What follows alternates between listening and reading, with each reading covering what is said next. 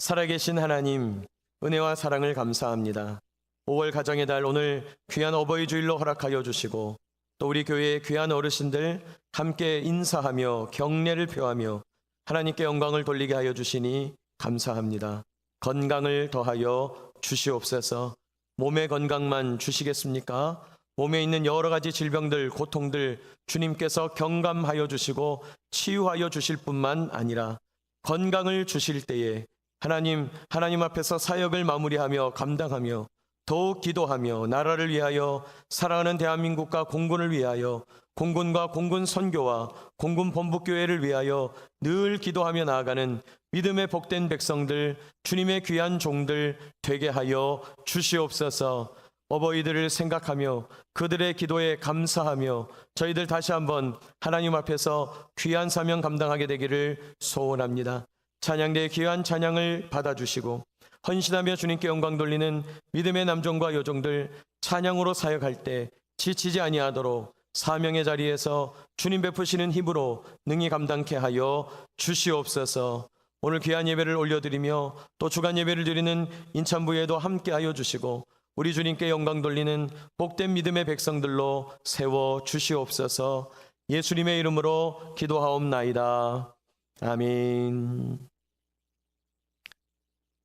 며칠 사이에 2만 4천 명이 죽은 사건. 며칠 사이에 2만 4천 명이 죽은 사건이 일어납니다. 사실 여러분, 며칠 전 보도에 의하면 어떤 우리나라에서 침몰되었던 배 이렇게 인양하고 옆으로 놓여있던 거 바로 세우는 일, 그런 거 생중계도 하던데, 여러분 그 사건이 대단한 사건이 된 것은 정말 짧은 시간 안에 대량 사상자가 발생했기 때문이잖아요. 여러분 그때 한 300명 죽었는데 그것도 너무너무 큰일이고 국가적으로 너무너무 힘든 시기를 보내야만 했는데, 여러분 한꺼번에 2만 4천 명이 질병으로 며칠 사이에 죽는다고 한다면 여러분 그것은 완전히 지옥이죠. 불교식 용어이긴 합니다만은 굳이 표현하자면 아비규환이죠. 완전 생지옥이 되는 겁니다. 여러분 공동체가 그런 어려움을 한번 경험하게 되면 아마 공동체에 있는 심리적인 긴장, 심리적인 텐션이 확 줄어들 거예요. 쫙 조여들 거예요. 힘이 바짝 들어가게 되는 거죠. 사실 그 세월호 사건이 2014년 부활주일 직전에 터졌는데 저는 아직도 그 부활주일 때의 그때의 기분을 기억하고 있습니다. 여러분 그런 일이 있고 나면 이전 부활절과 이후 부활절과는 비교할 수 없는 영적인 긴장이 확 들어가잖아요. 사실 요즘 남북관계가 좋아진다 그러고 또 긴장이 조금 풀어지는 느낌이 있어서 그렇지, 만약에 우리 눈앞에 한꺼번에 2만 4천 명이 죽는 일이 생긴다고 하면 여러분 우리는 사실 엄청나게 힘든 상태로 주님께 예배를 드릴 겁니다. 그리고 그렇게 주님께 예배 드리는 상태에 그때의 어떤 이 긴장도는 엄청나게 될 것이에요. 도대체 2만 4천 명이 한꺼번에 죽는 것을 경험하고 예배 드리는 사람들이 누구냐면 오늘 우리가 보는 신명기 4장에 말씀 듣는 이스라엘 백성이에요. 신명기 4장에서 말씀 듣는 이스라엘 백성들이 어떤 일을 당한 거냐? 여러분 우리 3절 말씀을 같이 한번 읽어보겠습니다. 3절 여호와께서 시작. 여호와께서 바알브올의 일로 말미암아 행하신 바를 너희가 눈으로 보았거니와 바알브올을 따른 모든 사람을 너희의 하나님 여호와께서 너희 가운데에서 멸망시키셨으되, 하나님께서 바알브올을 따라간 사람들을 멸망시켰어요. 바알브올이란 말은 부올이라고 하는 지역에서 바알 제사에 참가했던, 이스라엘이 광야에서 세대 교체가 일어나고 광야 2세대가 이제 하나님의 약속의 땅으로 들어가려고 할 때 이제 요단강을 건너기 직전 부올이라는 곳에 갔다는 거죠. 그 부올이라는 곳에서 이 광야 2세대 새로운 세대가 하나님만 섬기다가 우상 숭배하는 신전을 바라보게 되고 그 우상 신전에서 쾌락과 음란, 풍요와 다산의 제사에 빠져들어서 하나님을 진노케 한 겁니다. 하나님께서 그들을 바라보시며 심각하게 여기시고 연병을 보내셔서 2만 4천 명을 한순간에 죽이게 되신 거예요. 그러니까 지금 신명기 말씀을 받아들고 있는 이스라엘 회중 광야 2세대는요 엄청난 영적 긴장 가운데 있는 거죠.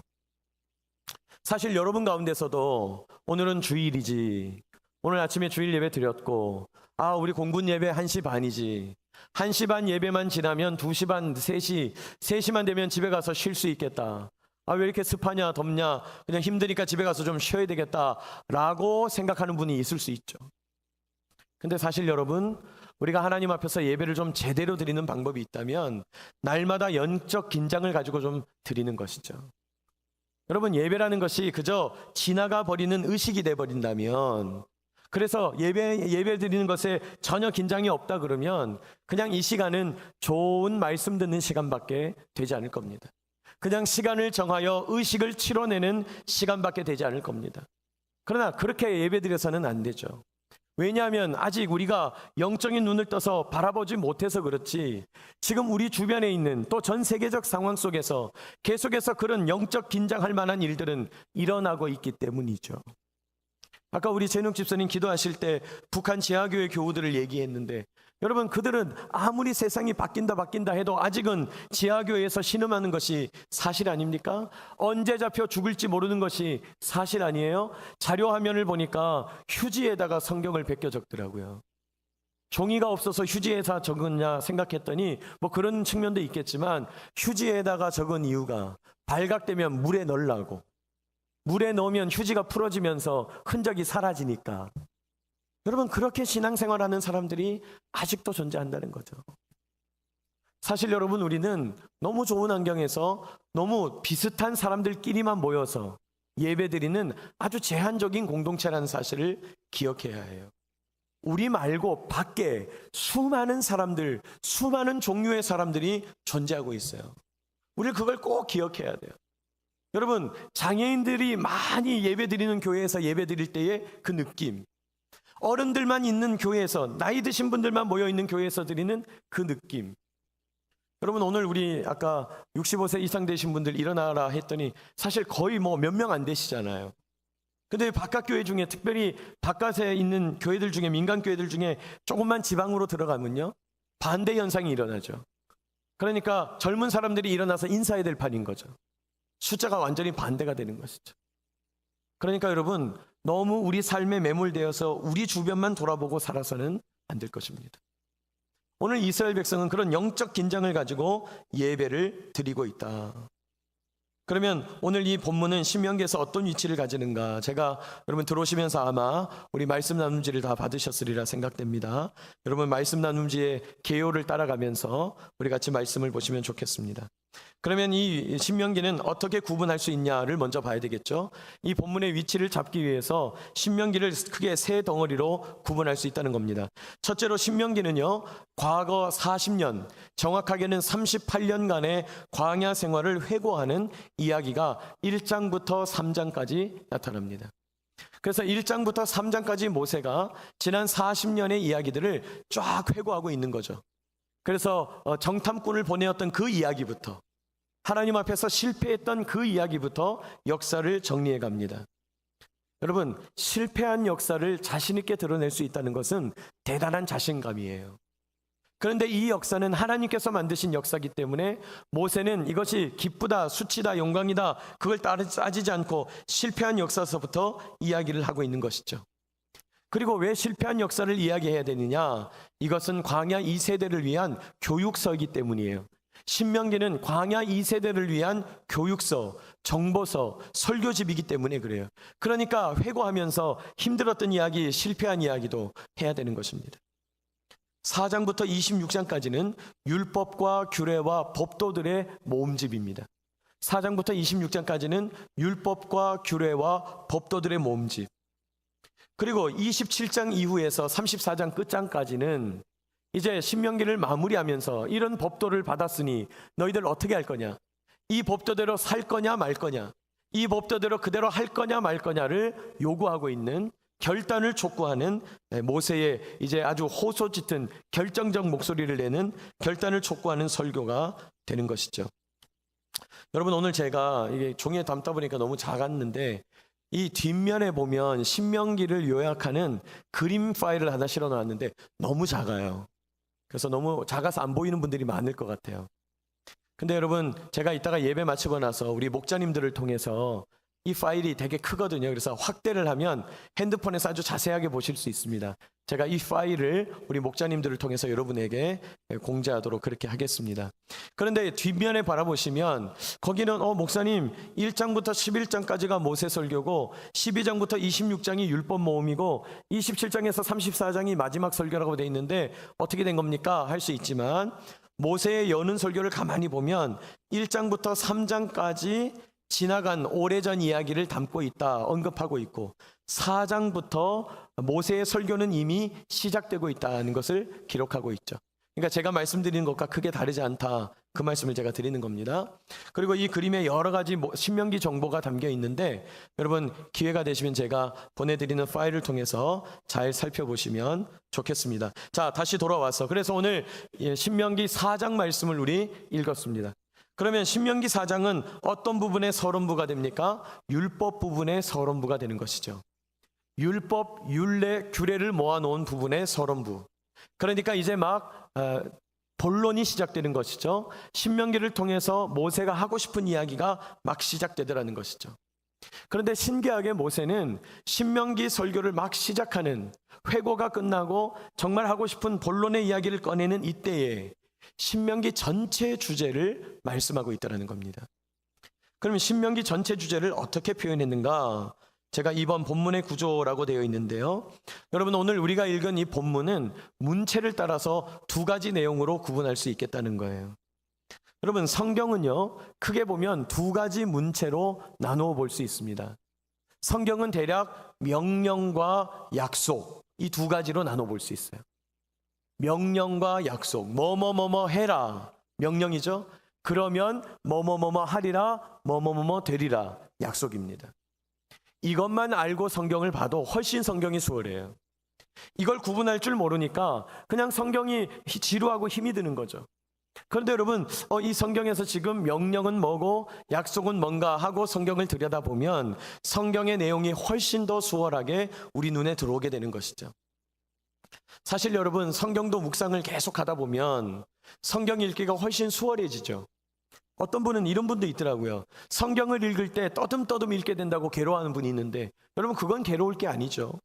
뭐 사람이라는 것이 읽다 보면 그럴 수 있죠. 그러나 그것보다 더 중요한 것이 있으니 성경을 한 번, 두 번 읽었을 때 그 내용이 내 눈에 들어와야 되는 거죠.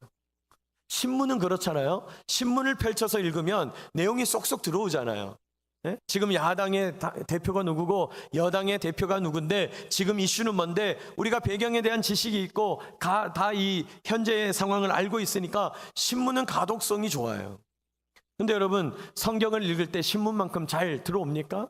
신문처럼 한번 쓱 훑고 지나가도 성경의 내용이 확 들어오냐고요. 근데 여러분 성경을 깊이 묵상하고 늘 성경에 집중하는 분들은 그런 능력들이 발현되기 시작하죠. 성장되기 시작하죠. 여러분 그 어떤 책보다도 성경에 능통하게 되시기를 주의 이름으로 축복합니다. 그런데 그런 성경을 잘 이해하는 방법 중에 하나가 명령과 약속으로 이루어져 있다는 것을 아는 거죠. 자, 성경은 두 가지 문체, 명령과 약속으로 이루어져 있는데요. 자, 그렇다면 오늘 본문에서 명령을 한번 찾아보죠. 여러분 성경을 펴놓으시고요. 1절에도 명령이 나오는데 뭐가 명령일까요? 이스라엘아, 이제 내가 너희에게 가르치는 규례와 법도를 어떻게 해라? 듣고 준행하라. 뭐 다 적을 수 없으니까 동사만 적는다고 본다면 듣고 준행하라, 명령이죠. 하나님께서 이스라엘에게 지금 명령하시는데 듣고 준행하라. 그런데 이 명령을 하시는 분이 누구냐면 방금 바알부올에서 몇 명을 죽인 24,000명의 희생이 난 그 엄한 상태, 정말 전쟁 상태, 엄청난 영적 긴장 상태에서 하나님께서 명령하는 겁니다. 듣고 준행하라. 2절에도 명령 나옵니다. 내가 너희에게, 2절 말씀 우리 같이 한번 읽죠. 시작. 내가 너희에게 명령하는 말을 너희는 가감하지 말고 내가 너희에게 내리는 너희 하나님 여호와의 명령을 뭐하라? 지키라. 가감하지 말고 그럽니다. 가감하지 말고, 가감하지 말아라. 이것도 명령이죠. 가감이 뭐죠? 더할 가짜에 뺄 감자죠. 더하고 빼지 마라 이 말이에요. 여러분 요즘 신학계에서도 성경에 나와 있는 이야기를 자꾸 더하고 빼는 시도를 해요. 성경에 동성애를 반대한다고 돼 있지만 이 동성애 반대 논리는 이런 것이라서 과거에 있던 이야기이기 때문에 이걸 현대적으로 적용하는 건 옳지 않다. 여러분 그렇지 않습니다. 성경은 그냥 성경이에요. 가감하면 되지 않습니다. 가감하면 안 됩니다. 우리가 하나님의 말씀을 읽을 때 그 내용 그대로 읽는 것이 매우 중요해요. 물론 풍부한 배경 지식을 가지고 우리가 성경을 오해하는 일은 없어야 되겠죠. 그러나 성경에 있는 계명들, 하나님의 분명한 뜻들을 타협을 시도해서는 안 될 것입니다. 자, 6절에도 명령이 등장합니다. 6절 너희는 시작 너희는 지켜 행하라 지켜 행하라.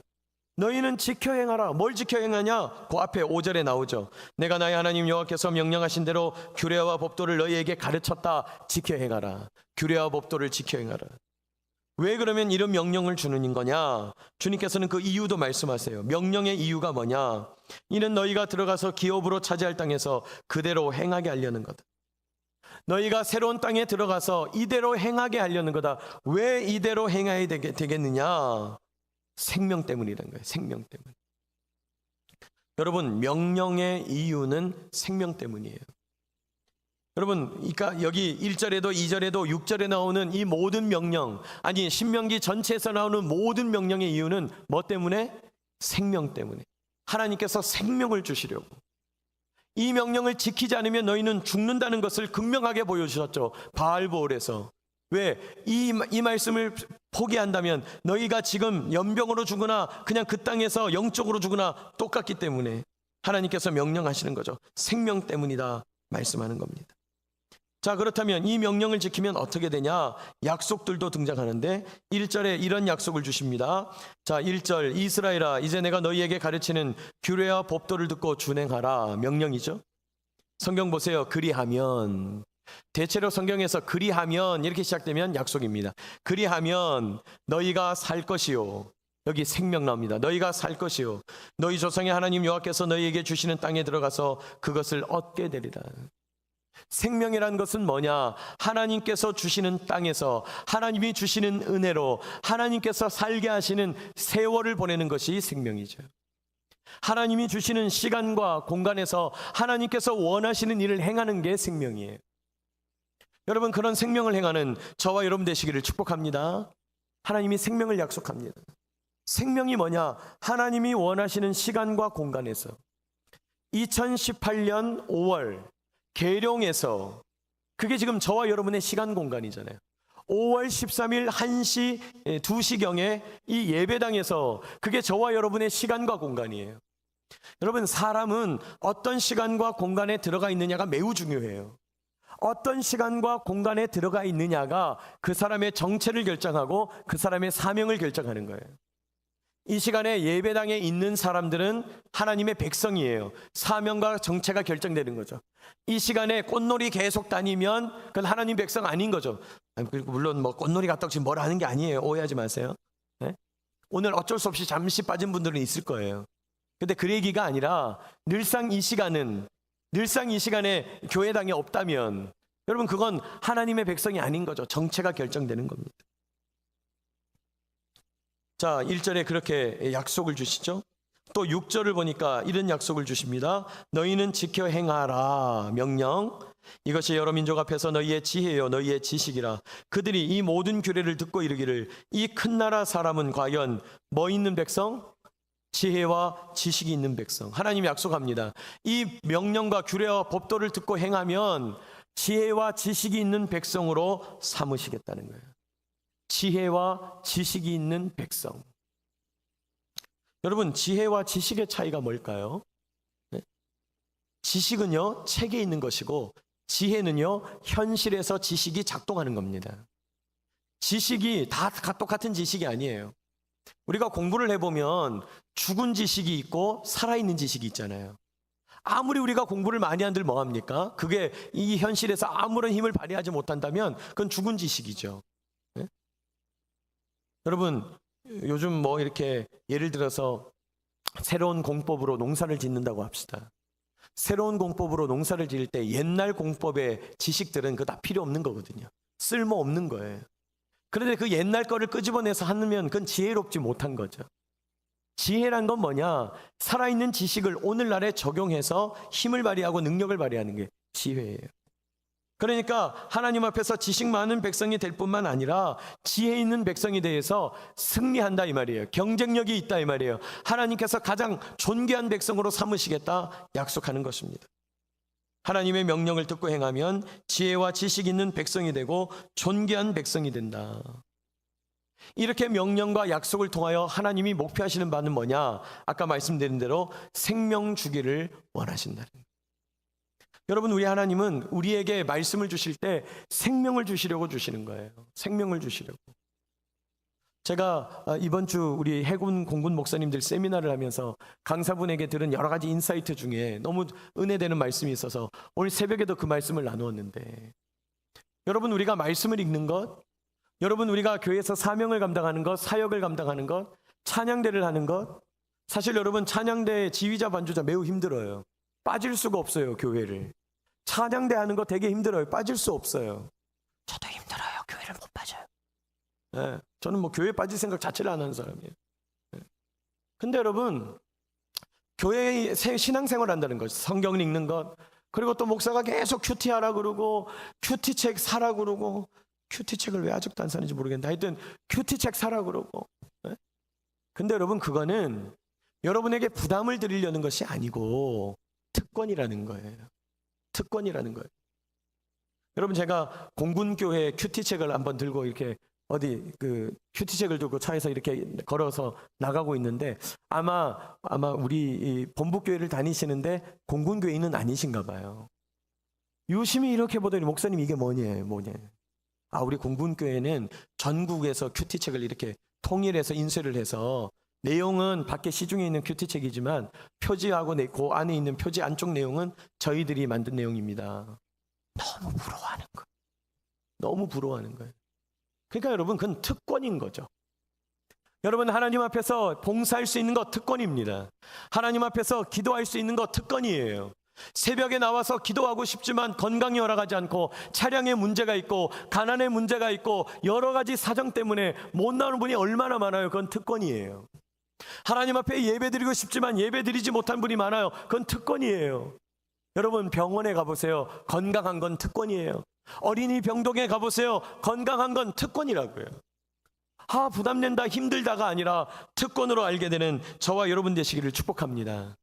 하나님 명령하세요. 듣고 지켜 행하라. 하나님의 말씀을 듣고 준행하라. 내가 너희에게 생명 주기 원한다. 아니, 생명을 주신다는데 이건 특권이잖아요. 바알 부올에서 나도 24,000명처럼 죽을 수 있었는데 죽지 않은 것, 살아남은 것, 새로운 땅에 들어가게 된 것, 그건 특권이에요. 그런데 하나님께서 그것보다 더 큰 특권, 단순히 생명을 주시는 특권이 아니라 엄청난 특권을 주시는데 7절과 8절이에요. 자, 우리 7절과 8절 말씀을 한 목소리로 읽습니다. 우리 하나님 여호와께서, 시작. 우리 하나님 여호와께서 그 신이 가까이함을 얻은 큰 나라가 어디 있느냐? 오늘 내가 너희에게 선포하는 이 율법과 같이 그 규례와 법도가 공의로운 큰 나라가 어디 있느냐? 제가 신명기 여러 번 묵상했다고 생각했는데 큰 나라가 어디 있느냐, 이 표현은 이번에 처음 보는 것 같아요. 저는 분명히 신명기 여러 번 읽었거든요. 그런데 이 큰 나라가 어디 있느냐 반복되는 이 표현은 처음 받았어요. 처음 눈에 들어왔어요. 하나님께서 지혜와 지식이 있는 백성으로, 생명을 담보하는 백성으로, 하나님께서 이 땅에서 존귀함을 얻는 백성으로, 많은 사람들이 우러러보는 부러워하는 나라로 만들어 주려고 하는데, 큰 나라로 만들어 주려고 하는데, 위대한 백성, 위대한 나라를 만들려 주려고 하는데 어떤 하나님이 계시는가? 어떤 하나님이 주시는 생명인가? 7절에 보니까 우리 하나님 여호와께서 우리가 그에게 기도할 때마다 우리에게 가까이 하심같이. 우리 하나님은 어떤 분이냐?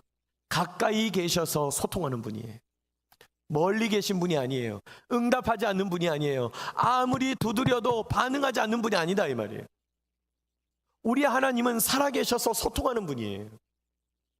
여러분, 왜 기독교가 2000년 동안 이렇게 강력한 역사, 아니 성경으로만 따지자면 수천 년 동안 강력한 복음의 능력을 발휘한 줄 아십니까? 하나님은 살아계셔서 우리에게 반응해 주시기 때문이에요. 아니 내가 만났다는데 어떡할 거예요? 만났다는데, 살아 계시더라는데, 아니 나한테 말씀을 하시더라는데 어떡하냐고. 거짓말일 수가 없는 거죠. 여러분, 다른 건 다 거짓말이라 할 수 있는데 만남은 거짓이라고 할 수가 없어요. 네?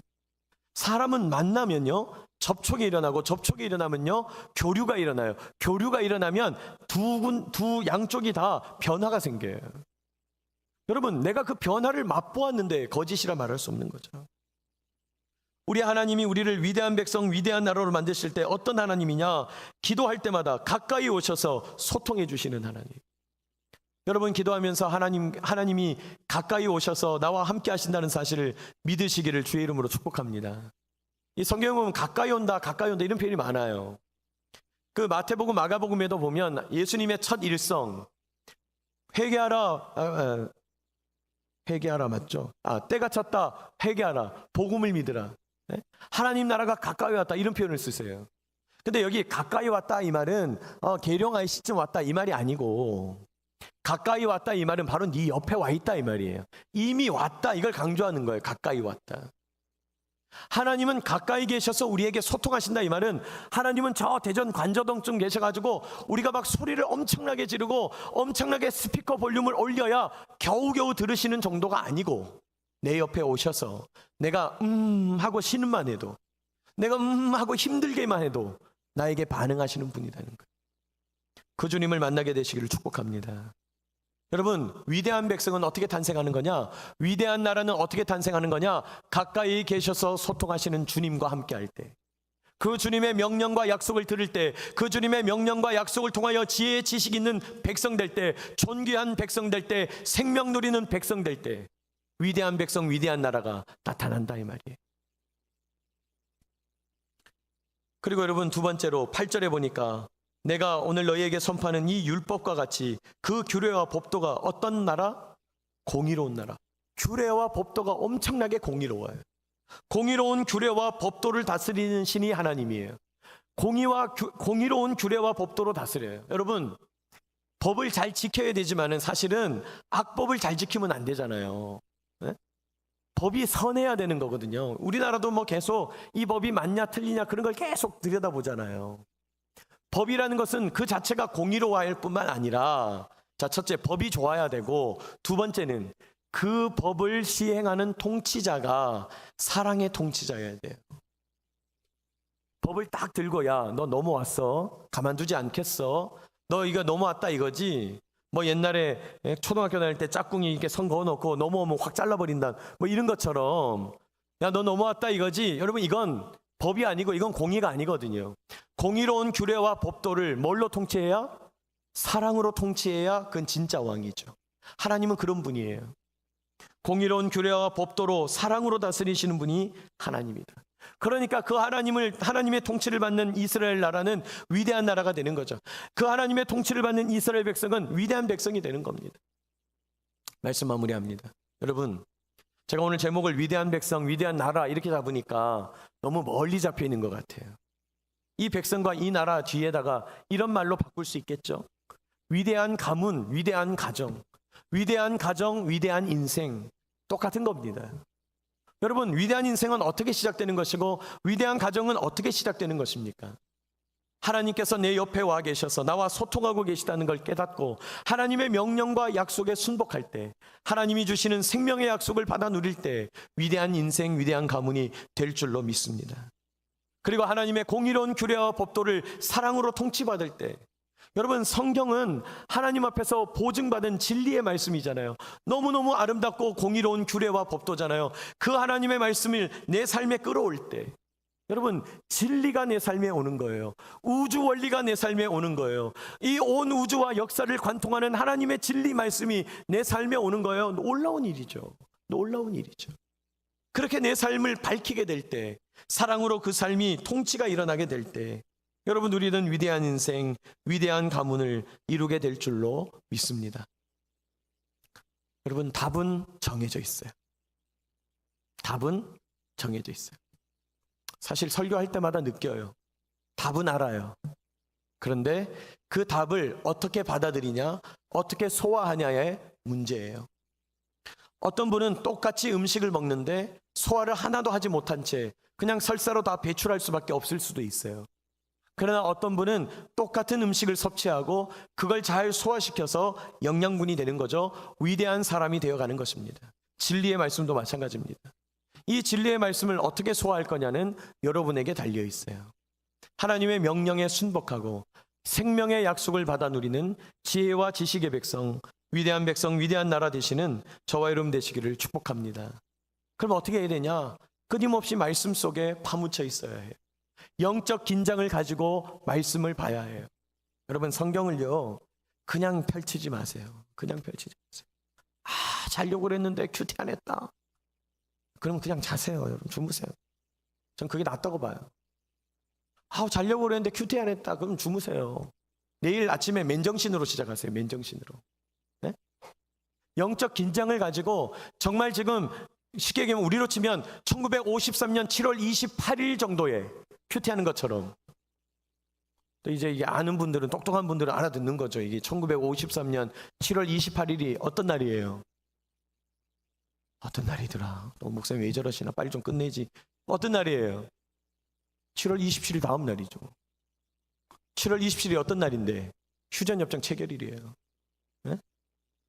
그렇게 지금 수백만 명이 사상이 난, 전쟁의 화마가 휩쓸고 지나간 그 나라에서 잿더미 속에서 성경 펼쳤던 믿음의 선배들처럼 성경을 보라고요. 여러분, 왜 우리나라에 5, 60년대, 70년대 놀라운 기독교 부흥이 일어났을까요? 영적으로 긴장된 상태에서 성경을 보는 거예요. 그러면 여러분, 성경이 막 확 열리는 거죠. 그렇게 하나님의 말씀을 들여다봐야 합니다. 그렇게 하나님의 말씀에 푹 파묻혀야 해요. 그렇게 하나님의 진리 가운데 거해야 돼요. 여러분 그냥 인심을 쓸 때 좀 팍팍 쓰세요. 그냥 성경 읽고 묵상하고 기도하고 교회에서 프로그램에 참여하는 것 하고 찔끔찔끔 하기 싫은데 이렇게 하지 말고, 여러분 이왕 하는 거 하나님 말씀에 푹 파묻히세요. 우리 남자분들 바쁜 시간 때문에 교회의 프로그램에 다 참여할 수 없다 할지라도 소그룹 가운데서 말씀에 좀 푹 잠기세요. 그냥 모임으로 때우지 마세요. 그래서 하나님의 말씀을 뭐 읽지는 못하더라도 들고라도 다니세요. 그렇게 해서 위대한 백성, 위대한 나라, 위대한 인생, 위대한 가문을 이루는 저와 여러분 되시기를 축복합니다. 기도하겠습니다. 살아계신 하나님, 오늘 이 시간 저희에게 말씀하여 주시니 감사합니다.